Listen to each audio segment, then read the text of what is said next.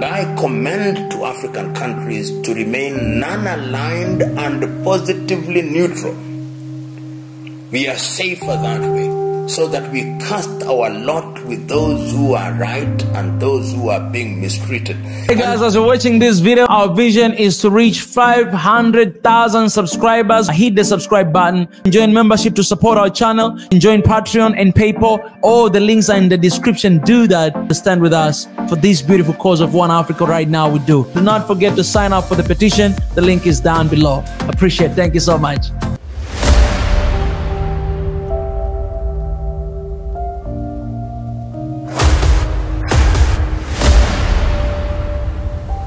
This is the journey to One Africa.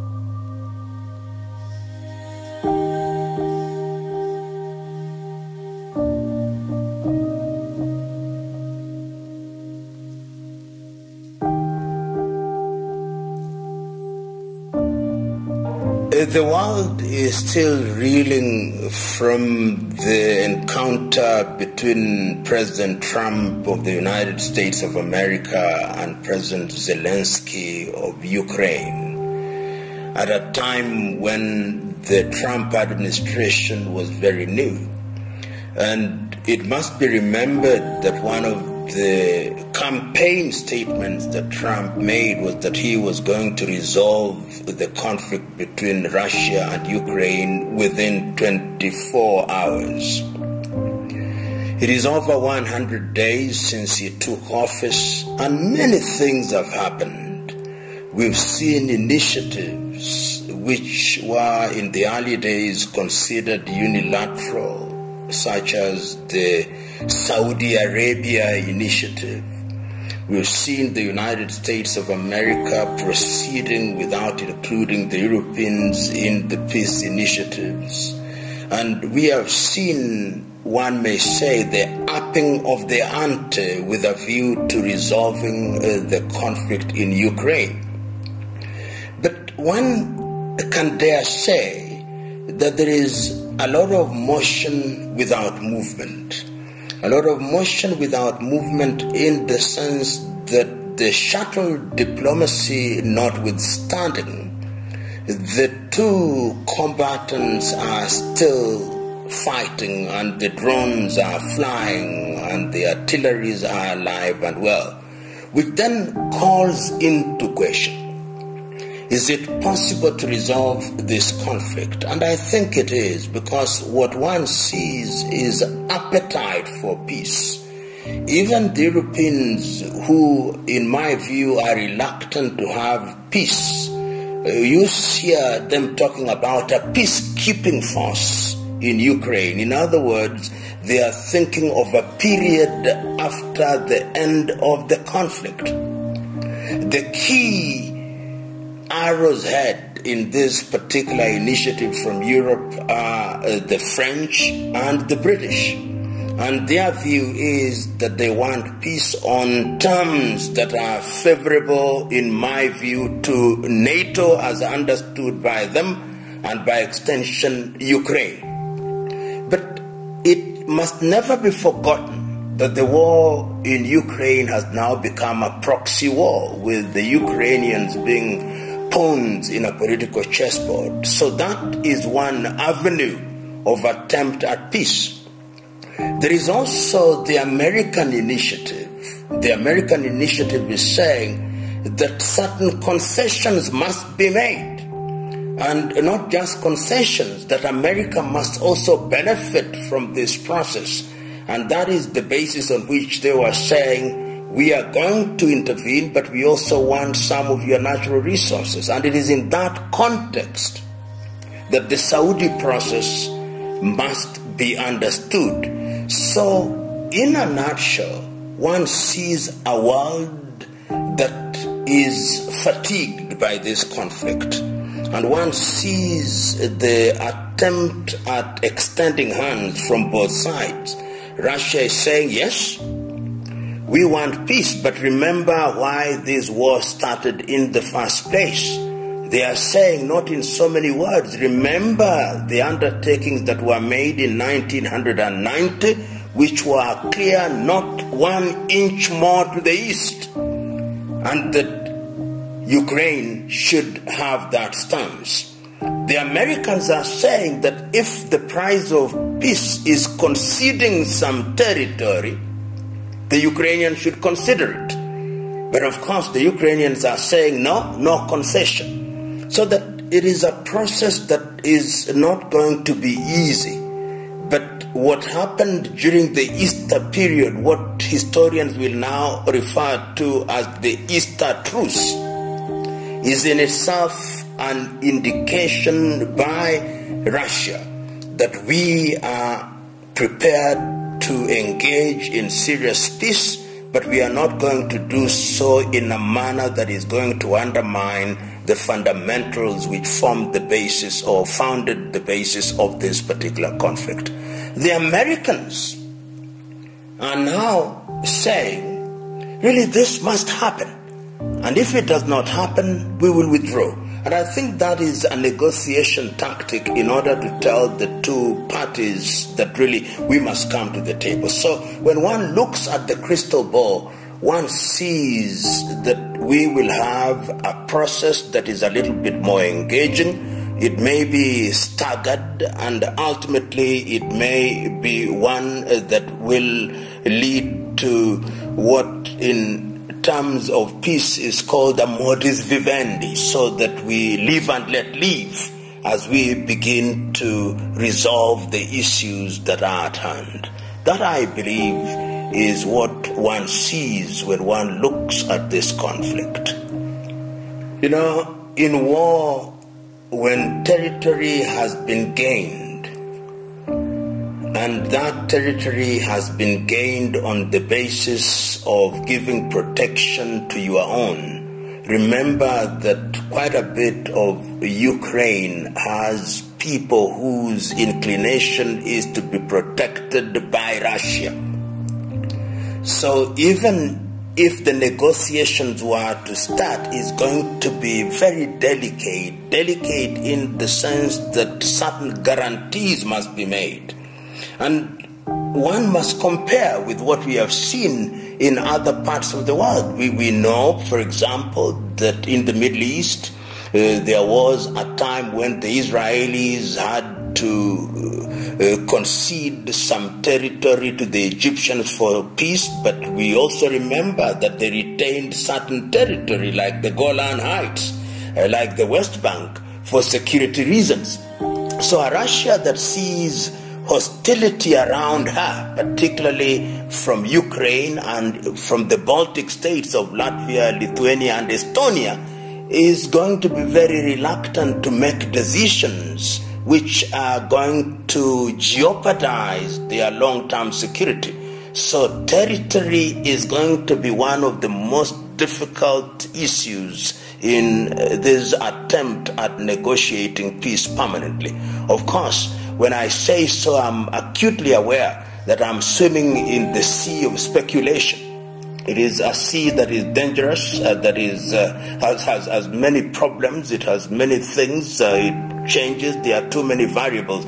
But history teaches us that our analysis must be informed by experiences from elsewhere.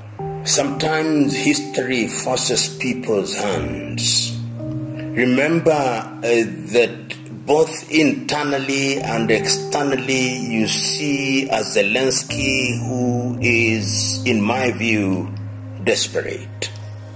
Desperate in the sense that his presidency has been marred with a conflict that has undermined economic development, that has undermined social cohesion, that even within his own government, there are people who think that this war ought to have ended.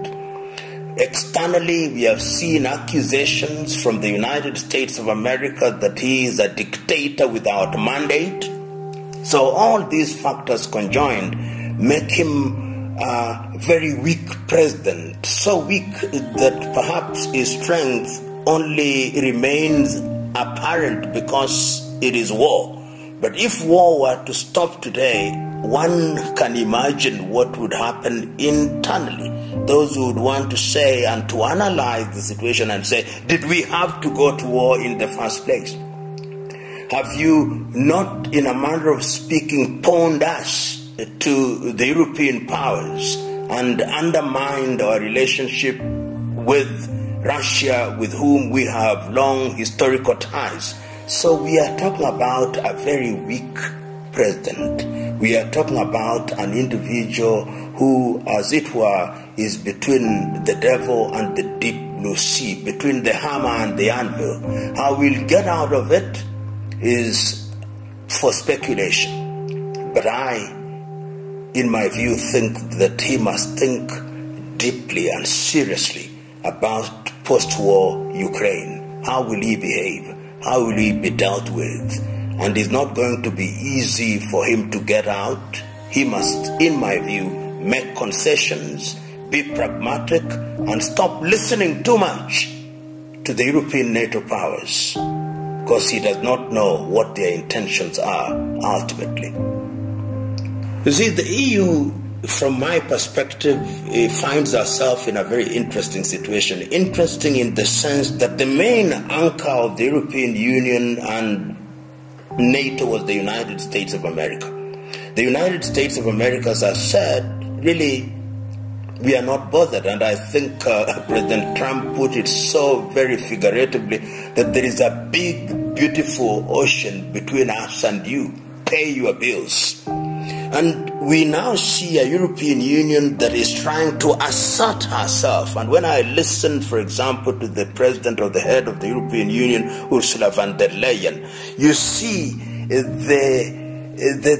the appetite to say that we can survive without the United States of America. And that is why I say the gaps that have been left by the United States of America, we are going to fill them. They are scared that Russia is a power that you cannot ignore. Look at the dependency of a number of European countries on Russian gas. This is a power that has a territory. It's a power that has a nuclear. It's a power that is allying herself to an emerging power like China and India. And therefore, one sees a European Union in many ways that is desperate. Is desperate in the sense that is losing the power that it had historically as a colonizing section of the world. The colonizers of the world were Europeans, and they are losing that status. They are losing their spheres of influence. The French are losing their spheres of influence. The British are losing their spheres of influence. The Germans have a historical burden which weighs them down. So Europe is trying to reassert herself, but the reality is such that they can only go so far. But they will keep trying. They'll keep trying to demonstrate to the world and to themselves that the happenings notwithstanding, we are power not to be ignored. But even within the European Union, we see certain countries that are not very comfortable. They may not be big countries, but we see the Romanians saying, no, you can only go so far. We see even Poland sometimes posing and saying, you can only go so far. So it's not as if there is unanimity within the European Union. There are voices which are discordant. You know, when the conversation around the European Union is being undertaken, remember that we are not talking about a homogeneous group of individuals. These are nation states which have what they may describe as proud history. The British may be a part of Europe. Remember, there was Brexit. But they still want to assert their Britishness. The Germans are part of the European Union, but they still want to assert their Germanness. The French, the same. The Italians, the same. The Spaniards, the same. The Portuguese, the same. When you go to the Nordic countries, the Scandinavian, the same. Then you have the Johnny-come-lately, such as countries of the former of the former Eastern Bloc, like Romania, like Poland. So to be figurative about it, you have a union which is staggering along.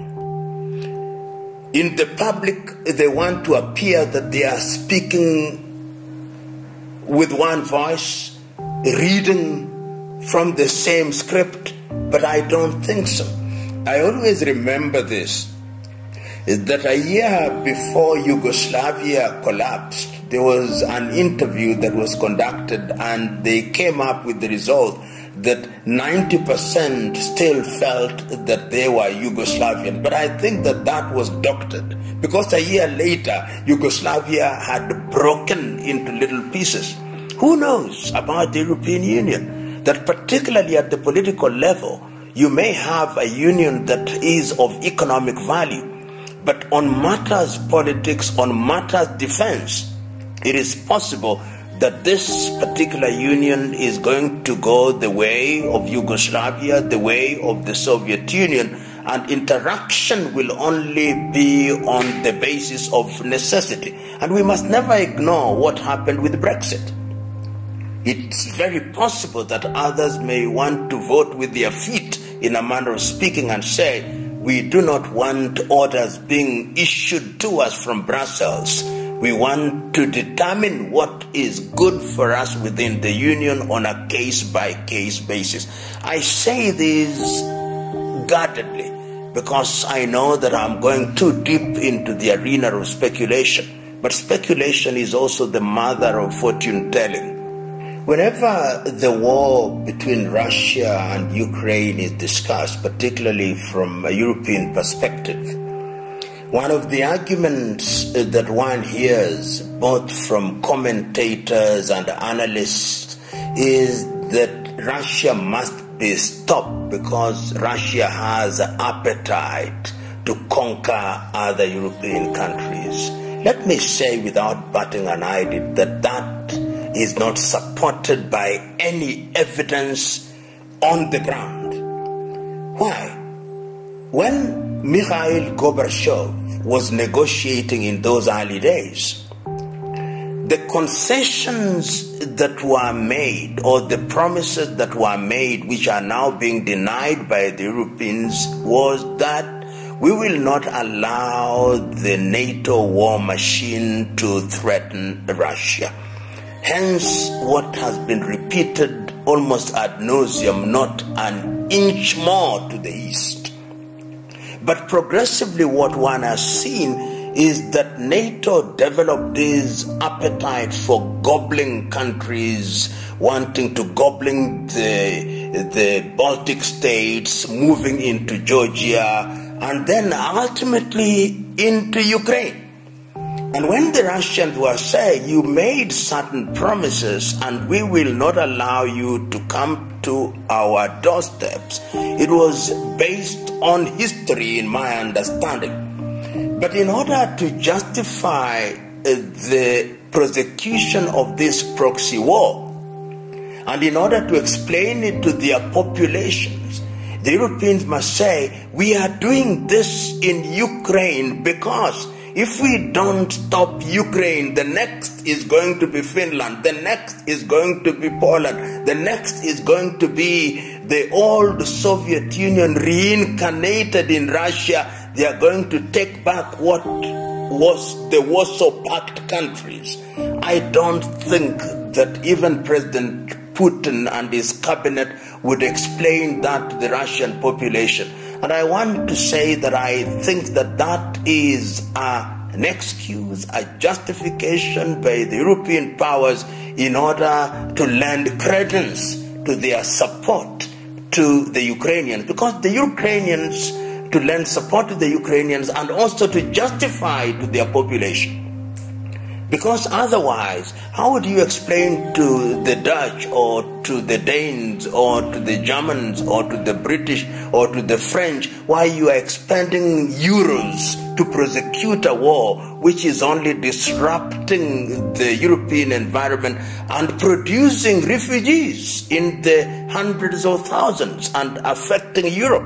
You can only justify it by saying we have a monster, and that monster is Russia, is going to eat us all.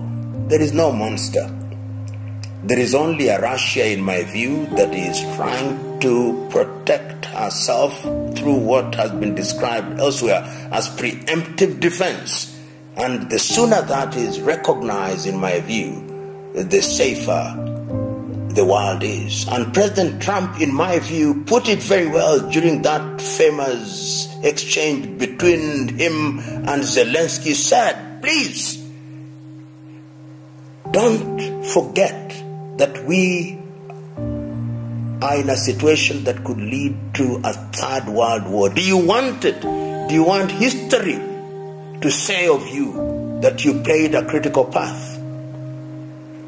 So my view is the monster theory, which has been articulated by Western Europe, is without basis. You know, there are too many people competing to have the prize that we are the ones who midwife this peace. And people are getting fatigued. If there is a process in Riyadh, in Saudi Arabia, why don't everybody, or why doesn't everybody put their strength in one process? And the people are saying, by not attending some of the meetings, that we are not going to be tossed like yo-yo from one place to the other. We have an ongoing process. Is being prosecuted, is being midwifed in Riyadh, in Saudi Arabia. Let us focus. And I think the sooner the world realizes that, the safer it is. I'm also aware that there is a pending visit by President Zelensky to South Africa, at which the issue of peace is being discussed. And I'm aware that President Ramaphosa had a conversation with President Putin in advance of the visit by Zelensky. So all these efforts must be coordinated and properly choreographed for the sake of having a coherent peace process, because it is only a coherent peace process that is capable of being monitored, is capable of being protected. But remember, there is also a competition. The Europeans also want to be seen to be the ones who mediated, and they don't want the Americans, in my view, this is my view, they don't want the Americans to be seen to be the ones that brought peace in their backyard. So that, in my view, is what is happening, and people are not going to be tossed like yo-yo, as I have said. When one talks about the relationship between Europe and Russia and Europe and the United States of America, one must understand it at several levels. Level number one, Europe is not a single unit. It brings together 27 odd countries, each of which have their own ambitions. So in as much as they want to appear to speak with one voice, they are also suspicious of each other. And this suspicion manifests itself when they are relating to Russia, so that there could be a European position. But that European position, is it the Italian position? Because there is also an Italian position, or the German position. So these things also come into play when you are talking about the so-called European and Russian relations. And when you deal with Europe, once again, geographical proximity. These are countries that neighbor Russia, and therefore when there is peace or war, they are affected almost immediately. And some of the countries are too small in the scheme of things to want to tango, as it were, with Russia. Conversely, the United States of America is geographically far removed. And two, the administration of President Trump is seen to be a little bit more accommodative and a more understanding of the Russian situation than the Europeans. And indeed, President Trump has not minced his words, and he says he can do business with President Putin. So that is why Recently, for example, when I think the Russian ambassador to the United Kingdom was asked whether USA is an ally, he said, not necessarily, not in so many words, but that we can do business. There are differences, but we can do business because you have a country that is not too judgmental, a country that is saying that we ought to ensure that Russia is back in the fold, back in the SWIFT system, back doing business with the rest of the world, as opposed to Europe, who think that sanctions can bring Russia to her knees. So you can see that the Americans are reading from a totally different script, particularly USA post-Biden is reading from a totally different script, which is more accommodating, as opposed to the Europeans who think that Russia must be humiliated. That is why they talk of victory against Russia. And the Americans are saying, we are not saying that there should be victory, we are saying that there should be rapprochement. And this is what is going to be in the interest of everybody. So that, I think, defines the difference between the European approach and the American approach. And the American approach is one that is softening the ground.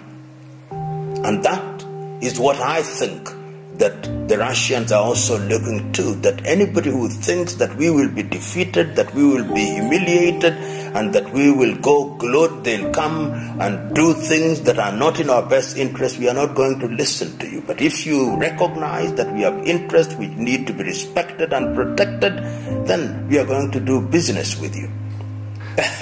You know, Europe has historical grudges with Russia. Each one, some of these countries have historical grudges.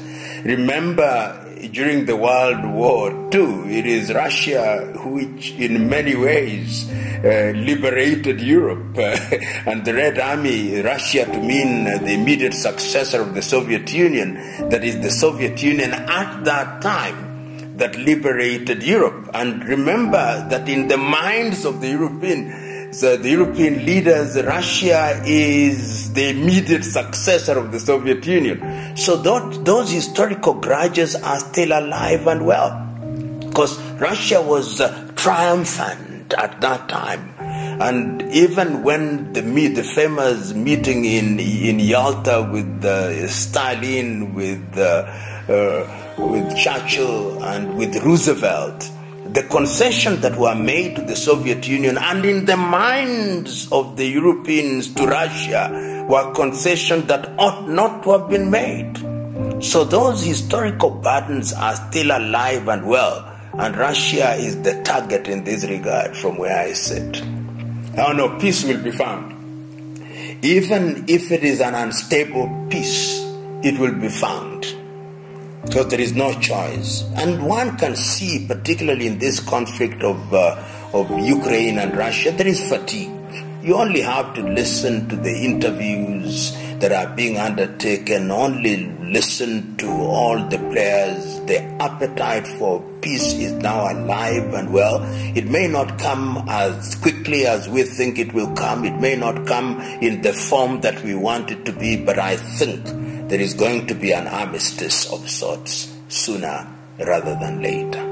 You know, in 1960s, when the African countries and some of the Eastern countries and Asia, when specifically Joseph Broz Tito, then of Yugoslavia, President Sukarno of Indonesia, President Nkrumah of Ghana, and Jawaharlal Nehru of India came up with the non-aligned movement. What they said, we are going to be non-aligned and positively neutral. And people forget positive neutrality. The essence of positive neutrality is that we are not going to take sides, but we are going to take side with truth and justice.